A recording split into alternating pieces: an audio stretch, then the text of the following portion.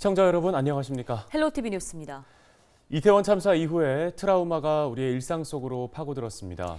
붐비는 곳에 대한 두려움 때문에 출퇴근길 지옥철 안의 풍경도 조금은 달라졌는데요. 이세진 기자가 현장 취재했습니다. 저녁 6시 반 퇴근길 서울에서 김포로 돌아가는 도시철도. 평소라면 꽉 찬 열차 안으로 뛰어들었겠지만 이번엔 참았습니다. 좁은 승강장으로 내려가는 에스컬레이터 앞에서는 안내 요원이 인파를 막아섭니다. 바뀐 풍경에도 참사 트라우마는 쉽게 사라지지 않았습니다. 이게 안타까운 사건이 있었던 이후로 그 공포가 투영된 것 같아요. 그래서 혹시나 이렇게 숨이 가빠오는 게 혹시 이런 전조가 될 수도 있지는 않을까, 여기 있는 사람들의 이야기가 또 될 수도 있지 않을까, 이런 불안감을 계속 갖고 있죠. 개통 때부터 지옥철로 악명 높았던 도시철도였습니다. 200%가 넘는 유례 없는 혼잡도에 중전철 유치 계획도 나왔지만 제자리였습니다. 임시로 열차 운행 횟수를 늘렸지만 잡히지 않는 밀집도는 일상이 됐습니다. 아침 7시 정도에 골드라인을 타고 있는데요. 이쪽 그 풍무 사후역부터 많은 사람들이 밀려들기 때문에 밀고 들어오면은 호흡을 할 수가 없어요. 지금까지 골드라인에서 사고가 나지 않았다는 것은 아주 최천운이라고 생각해요. 어쩌면 참사와도 닮아 있는 출퇴근길. 애도만 할 수 없었던 이유입니다. 이태원 그 참사 때의 그 밀집도랑 우리 김포 골드라인 경전철 이용하시는 출퇴근 시 이용하시는 시민들의 밀집도가 사실 비슷했거든요. 저도 그거 보고 굉장히 충격적이었고요. 안전 요원의 재배치라든가 증원, 효율적인 그런 통제 이런 거에 의존할 수밖에 없지 않냐, 이런 생각이 좀 들고요. 참사 이후 김포시와 골드라인 측은 철도 과밀 사고에 대비한 예방 대책을 수립하기로 했습니다. 하지만 출퇴근길마다 반복되는 트라우마를 지우려면 보다 근본적인 교통 대안을 찾아야 한다는 목소리도 줄지 않고 있습니다. 헬로티비 뉴스 이세진입니다. 이런 가운데 김포 지역 정치권에서도 골드라인에 대한 안전대책을 마련해야 한다는 목소리가 나오고 있습니다. 김포 지역구 김주영, 박상혁 국회의원은 3일 성명을 통해 이태원 참사 이후 골드라인을 이용하는 시민들도 극심한 공포를 느끼고 있지만 안전 인력이나 예산이 턱없이 부족하다고 지적했습니다. 이들은 골드라인 유지 관리 인원이 개통 때보다 17% 정도 줄었고 열악한 근무 환경으로 직원들이 교체되면서 숙련된 인력을 기대하기 어려운 실정이라고 꼬집었습니다. 그러면서 제2의 이태원 참사를 막기 위해서는 국가 차원의 안전 실태 점검과 인력, 예산 확보가 필요하다고 입을 모았습니다. 또 안정적인 철도 운영을 위해서는 지금의 위탁 운영 방식 대신 공영 방식을 택하고 수요 분산을 위해 광역철도 역시 확충해야 한다고 덧붙였습니다.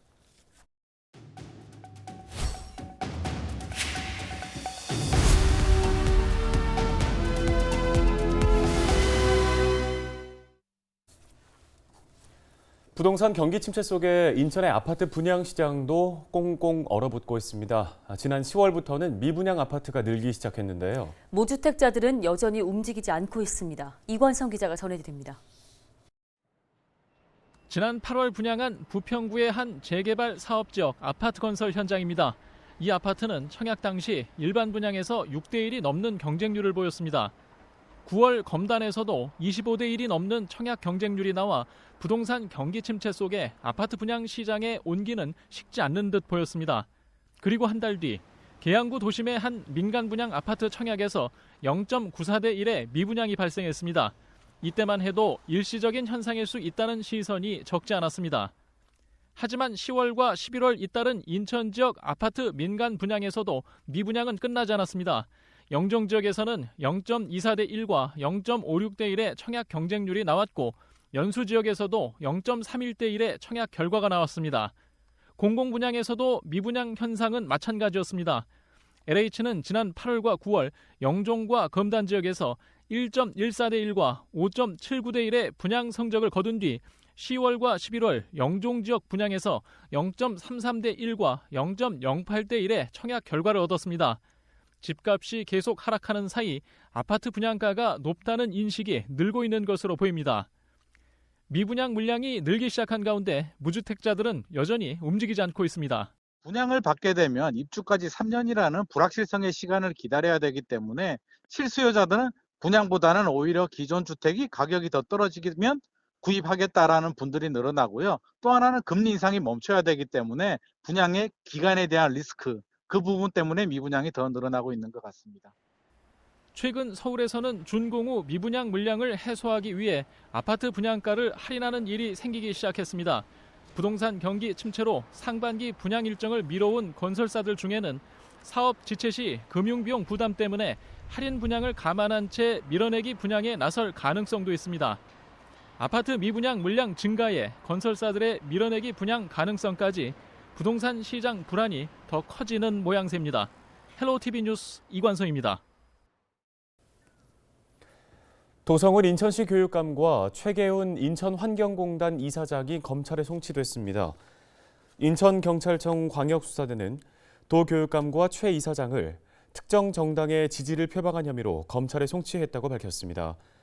진보 성향의 도 교육감과 보수 성향의 최 이사장은 지난 지방선거 기간 중 특정 정당을 상징하는 색의 점퍼나 소품 등을 사용해 선거운동을 했다는 의혹을 받고 있습니다. 또 선거사무소 개소식 때 특정 정당 인사들이 축사하도록 하면서 특정 정당의 지지나 추천을 받는 것처럼 선거운동을 했다는 의혹도 제기됐습니다.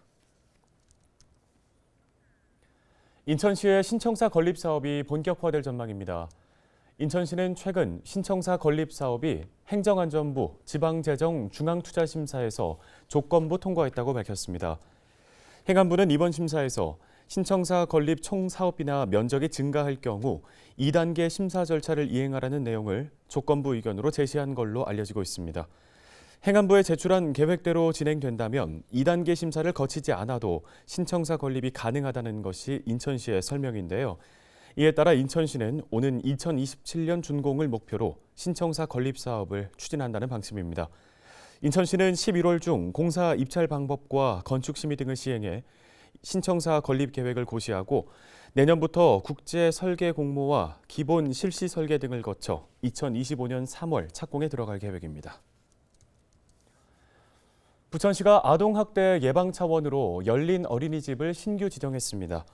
부천시는 3일 지역 어린이집 162곳 가운데 개방성, 참여성, 지속 가능성 등을 심사 평가해 열린 어린이집 143곳을 선정했다고 밝혔습니다.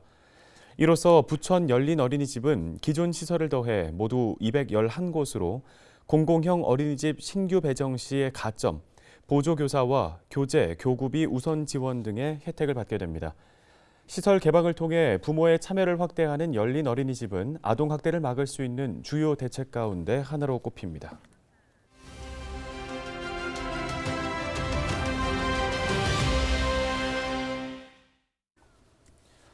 어린이집 등 영유아의 보육과 시설의 운영, 관리 등을 담당하는 보육교직원. 최근에 이 보육교직원들의 권익을 침해하는 사건이 심심치 않게 발생해 해당 직업 관계자들이 힘들어하는 경우가 있었는데요. 이와 관련해서 보육교직원들의 권익 보호를 위한 조례안 발의가 검토 중이라는 소식입니다. 네, 해당 조례안 대표 발의 준비 중인 정유정 부평구 의회 도시환경위원장님 전화 연결해서 관련 이야기 나눠보겠습니다. 자, 위원장님 먼저 부평구의 보육교직원들이 겪고 있는 권익 침해 어떤 것들이 있는지 설명 부탁드립니다. 네. 이제 아이들을 보육하다 보면 이제 아이들을 이제 뭐 안아주기도 하고 그다음에 뭐 밥을 먹는 거를 도와주기도 하고 또 옷을 입는 거를 도와주기도 하고 다양한 이제 활동들을 하고 있습니다. 근데 이제 그 CCTV가 지금 우리 아이들의 그런 아동학대 예방 부분이라든가 이런 부분들 때문에 돌아가고 있는데 이게 이제 소리가 나지 않는 CCTV다 보니까 이제 아이들이 이제 뭐 울면서 떼를 쓰거나 그랬을 때 이제 교사들이 그런 부분들이 이제 좀 떼를 쓰다 보면 몸에 과격해지는 부분들을 좀 막아주거나 또 친구들을 뭐 때린다든지 할 때 이제 뭐 제지를 한다거나 이런 것들의 행동들이 꼭 아이를 좀 때린다던가 이렇게 오해되는 상황들로 좀 비춰질 수가 있습니다. 그랬을 때 이제 학부모님들이 아이들이 이제 뭐 활동을 하다 보면 멍이 들 수도 있고 다칠 수도 있는 부분들을 항상 이제 좀 CCTV를 보여달라고 하는 경우들이 좀 빈번하게 있습니다. 근데 그랬을 때 그 오해될 수 있는 그런 장면들을 보시고 이제 좀 억울하게 뭐 아동학대 신고를 당한다든지 그랬을 때 이제 그 과정들이 좀 많이 이제 강화되고 그러다 보니까 좀 만약에 뭐 아동학대 신고가 10건 중에 9건은 무혐의가 나오지만 그 과정에서의 그 보육 교직원들의 힘듦은 정말 보육계를 좀 떠나고 싶어 하는 그런 어려움들이 좀 많이 발생하고 있어서 예, 그런 것들을 좀 말씀드리고 싶었습니다. 네, 조례안 제정에 앞서서 간담회가 진행됐는데요. 이 간담회에서는 어떤 의견들이 오갔을까요? 저희가 2015년도에 이제 부평구에서 전국적으로 이슈화된 큰 아동학대 사건이 있었습니다.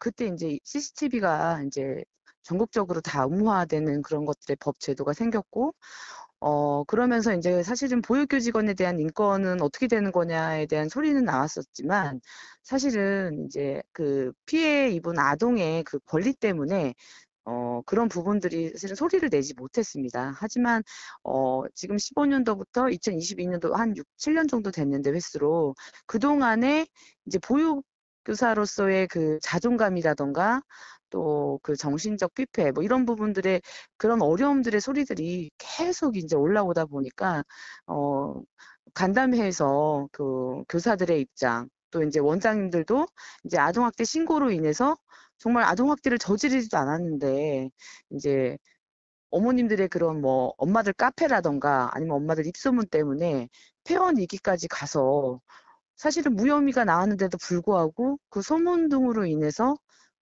나중에 이제 그거를 뭐 어떻게 무고죄라던가 뭐 보상을 입을 만한 어떤 법적인 제도 장치가 없었기 때문에 그런 본인들의 힘을 좀 실어줄 수 있는 거에 대한 되게 환영의 의미들이 얘기들이 좀 많이 나왔습니다. 네, 그렇다면 이 조례안에 담긴 주요 내용, 또 이 조례안이 현재 부평구에서 일하고 있는 여러 보육 교직원들에게 어떤 긍정적인 영향을 미칠 수 있을지 이 부분에 대한 설명도 좀 해주실까요? 이제 의무적으로 우리 부평구청장님이나 이제 관계 기관에서 좀 우리 보육 교직원들을 위한 위원회를 의무적으로 들 수 있는 그런 법 제도가 또 만들어졌고요. 또 이제 이런 어려움에 빠졌을 때 어떤 법적인 제도를 좀 활용할 수 있는 기간을 줄 수 있도록 이제 문서화해서 법으로 이런 것들이 좀 해서 교사들이 사실은 정교사 그러니까 아침부터 저녁까지 아이를 돌보려고 하는 그 책임감에서 좀 벗어나려고 지금 보육교사들을 좀 많이 기피하는 상황입니다.